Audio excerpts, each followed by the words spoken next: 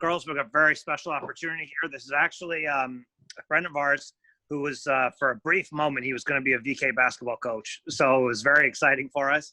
And then he actually got a promotion, and he ended up going to work with the Philadelphia 76ers instead of VK basketball. So we let him leave when that happened, which was very exciting. Thank you for joining us. We really appreciate it. Let's get a little background. Where did you grow up? What did you study in school? And let's go from there. Sure. Yeah, so I was born in the interior of BC in a small town called McBride, little ways away from Prince George. Pretty much grew up in Prince George through elementary school. Mostly played baseball and was a competitive swimmer. And then moved to Vancouver when I was in grade 8. Went to Churchill. What's up, Bulldogs? There you go. I see my girls there. Yeah. Simon's here somewhere, I'm sure. Yeah, so went to Churchill, graduated from there. Then I did 2 years at Western Ontario and 2 years at UBC. I had the incredible opportunity to work for the Vancouver Grizzlies their first 3 years. We're running their stats table, so it was kind of pretty cool. I know a bunch of you are watching the Michael Jordan documentary now. So that all happened around this time. And so I was, 19, 20, 21 years old, getting paid to sit courtside and watch NBA basketball players. It was totally surreal. It's still surreal now, by the way, just I'm in a different job. And that sounds like a dream job to me. Yeah, it was pretty nice. So I have a degree in BCom from UBC in marketing. And then I got a law degree from University of Notre Dame. Then spent 11 years in the U.S. Navy, which is a whole nother podcast / Zoom call.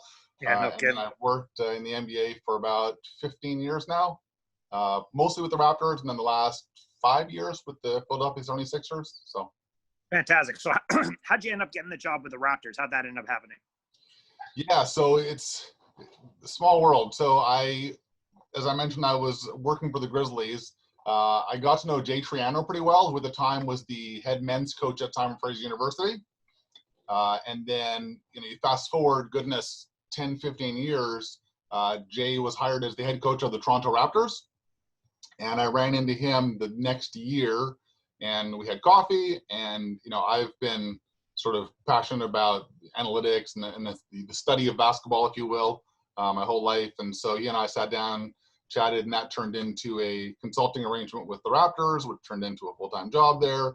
And then here we are. So basically through Jay Triano is the answer.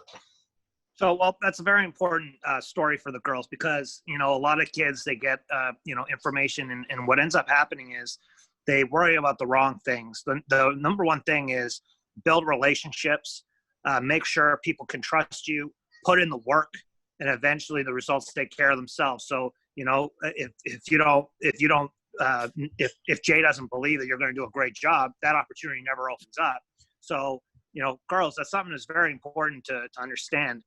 He's in the position he is today because of something he did 20 years ago, right? And so that's something you gotta keep that in the back of your mind. So anyway, so you got the Raptors job, you're working there, everyone gets fired.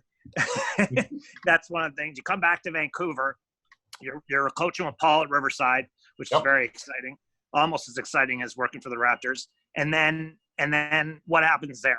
How do you end up with the 76ers? Sure. So when I was with the Raptors, obviously worked with a bunch of great people. One of them, Brian Colangelo, was hired as the general manager of the 76ers.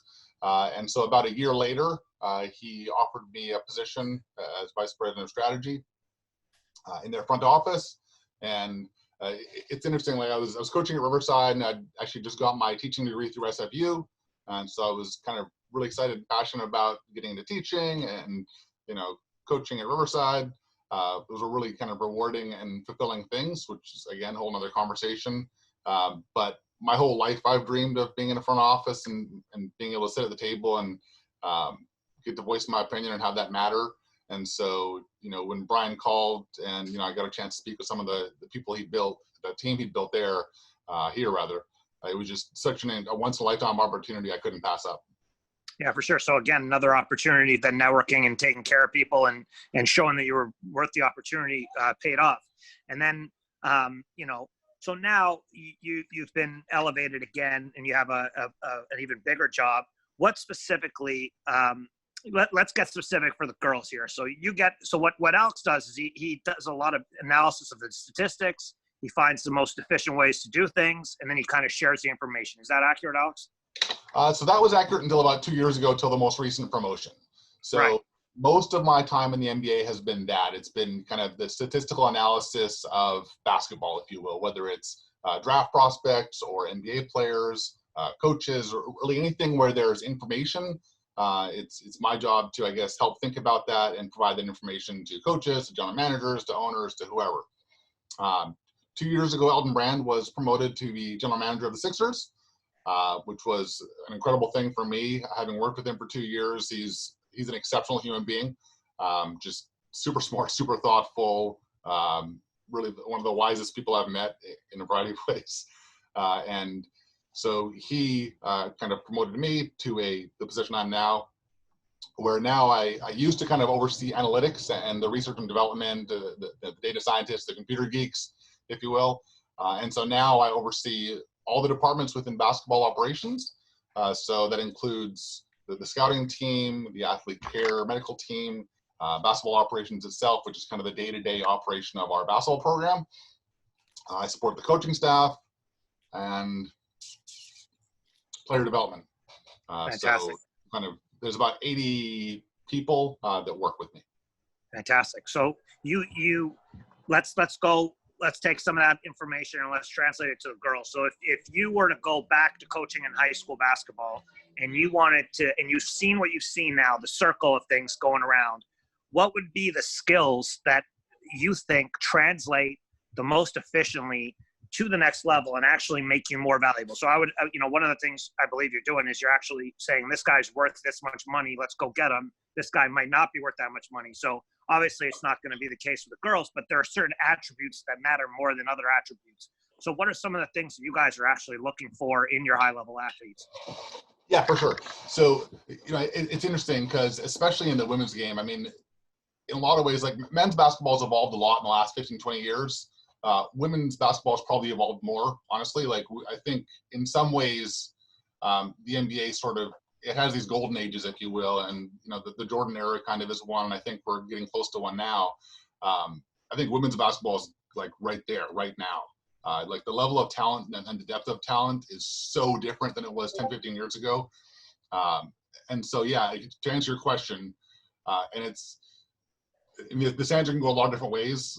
I will say that the single most valuable skill set in basketball is and always will be the ability to shoot a basketball, right? Like, shooting is the fun, sexy, cool thing, but it's also the most valuable if you do it well, and frankly, the least valuable if you do it poorly. So it's one of those things where I feel like you have to put in a ton of time and effort to basically earn the obligation to shoot, if that makes sense. Absolutely. You get to a point where you have to shoot. It's selfish not to. Conversely, if you haven't put the work in it and you're just not good enough as a shooter, you shouldn't be shooting, right? Like, you often are hurting your team when you choose to do that. So I think that in a lot of ways kind of starts and ends a lot of conversations about player eval. But beyond there, right, it's one of the kind of major takeaways from kind of a data-driven analysis of basketball is just to understand all the different phases in which somebody can contribute in the game, right? And I think that we're starting to understand defense a lot better than we used to. 10, 15 years ago, I think that most coaches, myself included, would have defined good defense mostly as, do you do what I tell you to do? Are you executing the schemes? And I think we've gotten much more sophisticated in terms of great defense is the ability to positively impact the ball, to positively impact your team's defensive schemes. And coaches, earmuffs, it doesn't always mean doing exactly what your scheme is, right? A lot of times you get to a place where you can intuitively, the best defenders are the ones that know when they have to comply with schemes and know when there's an opportunity to deviate for kind of team benefit. So I think our understanding of defense is a lot better. And it's interesting when you look at the difference between the men's and women's games. Men's game, there's much greater verticality and physicality component than women's typically. So that kind of creates an opportunity in the women's game to impact many more phases than you can in the guys' game. Like, if you're a 6'3" guy, you are not going to be a great rebounder at the college level. It's not going to happen. If you're a woman and, setting aside if you're like 4'10", for the most part, you have the ability to impact many phases if you put the work in. So kind of long way of answering. What we want to focus on is, can you shoot? And then in what way are you impacting the other phases of the game?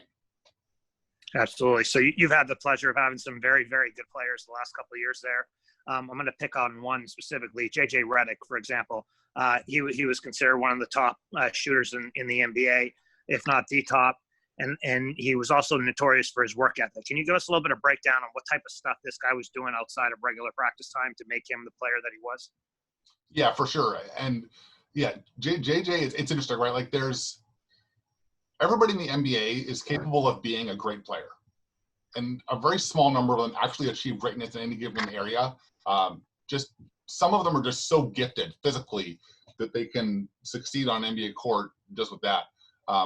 There's a bunch of other players where I am basically certain that they have maximized every ounce of kind of athletic professional potential they have in the game. And JJ is one of those guys. Like JJ is he is a pathological worker when it comes to his craft, right? And so it's interesting. I think if you talk to him, what he'll say is when he was younger, he did the normal stuff, right? Like he was obsessed with shooting and skill work and individual work in the gym with the ball. And really what honestly stunned me the most, during my 2 years with him in Philadelphia was just the amount of time and focus he had on his body. Like he was doing Pilates, he was doing yoga, he was doing like all kinds of things outside of the gym. His focus on nutrition, like the best players in the NBA have just these incredible diets that like, it's stunning to me the amount of time and effort that goes into their bodies and their minds, frankly. Like they're much more progressive and curious about kind of, mindfulness and meditation and kind of the mental performance aspect as well. So just to kind of wrap it up, like JJ's dedication, not only to his on-court skill work, but also his off-court care for his body, care for his mind is just unbelievable to me. Yeah, for sure. I mean, that's wrapping it all in together. But one of the things you mentioned, it's funny that you said that because we had Kim Smith on the other day and she said taking care of her body was one of the most important things that she was doing at her age. And then we had, a couple other people from the national team that were on, and they said the exact same thing. So ladies, that shows you the preparation before you get on the court, the preparation before you get to practice, before and after you take care. What are you eating? This stuff all matters. And if the best players in the world are doing it, I mean, that means you have to do it. It's not even optional anymore, right? And so that's a big one. One of the things that was very cool when we got to come to the facility that's behind you on the picture is we got to see that you got some gym rats on the team, and they're in the gym all the time. So talk a little bit about, what separates, the very talented with the spectacular. So like what's that next level? What does it take? What are you seeing that the next level is doing that, like you said, everybody in the NBA, they got talent. You don't get there without talent, but once you're there, what do you do to go to the next level? Give us a little bit of something to push us over the top here. Yeah, I mean, it's interesting again, because you're with the NBA, you're dealing with the top 1% of 1% of basketball players in the world. And I think that in a lot of ways what differentiates, and we talked about some of those elements with JJ, just like the work, the dedication to every aspect of her body and her mind. Interestingly, like to your point, the guys that are in the gym all the time, they're not doing it because it's a job. Like I think they do it because they love the game and they respect the game. And those are very different things. Love to me is just like, they love being in the gym. They love being with their teammates. They love getting shots up. Like the work, those things are not necessarily fun, right? Like getting in the gym and doing laps or, working on your body, like that's not fun. And NBA players won't pretend, like they'll say things in interviews, but they don't enjoy it, right? A lot of what they do to become great are not fun things, but they find ways to love the journey, if that makes sense. Yeah, and I think that they have so much respect for the game, for their peers, for the people that came before them, that there's sort of a sense of like, there's no mystery now about how Michael became Michael and how Kobe became Kobe, right? Like we live in kind of the modern media age where there's a lot of information about how great players became great. There's a lot of roadmaps. It's not a mystery anymore. And so, again, getting back to can you go to bed at night knowing that you realize your potential? Did you do the best you possibly could to be the best possible? Like not everyone can be Michael, but you can be the best basketball player you can be. And did you do that? And it's really hard.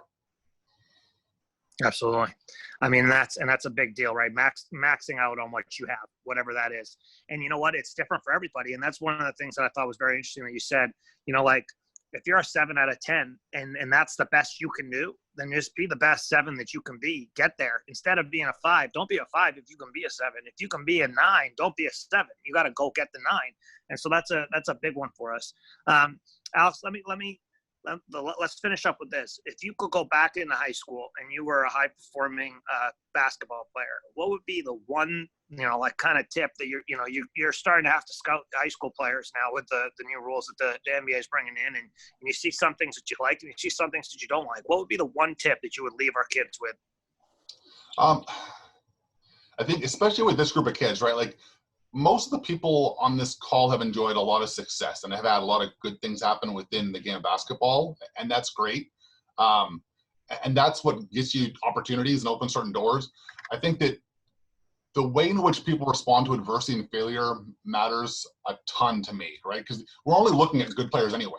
And so I really want to know, like, the ability to overcome adversity, deal with, like, bad things suck. Suffering sucks. But how you deal with that, I think speaks to you a lot as kind of who you are as a person, who you are as a competitor, who you are as a teammate.